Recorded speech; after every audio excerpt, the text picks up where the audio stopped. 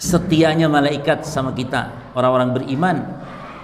Malaikat terganggu kalau manusia terganggu jemaah. Tapi manusia yang beriman di masjid gitu kan ya. Tapi kalau orang kafir, memang namanya malaikat juga benci sama orang kafir. Malaikat tuh cinta sama orang beriman ya. Jadi di antara tugas malaikat itu jemaah, jangan ingin tahu tugas malaikat, di antara tugasnya mencintai orang beriman. Bahkan kalau Allah cinta seseorang hamba, itu Allah panggil Jibril.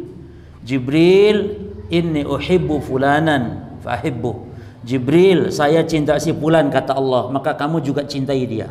Jibril pun mencintai, dan Jibril mengumumkan kepada seluruh jemaah, seluruh penduduk langit, wahai para malaikat, Allah cinta si fulan maka cintai dia. Maka seluruh malaikat cinta sama si fulan. Makanya jemaah, yang penting cinta itu bukan kita nih ngaku-ngaku cinta Allah. Yang penting itu Allah cinta enggak sama kita.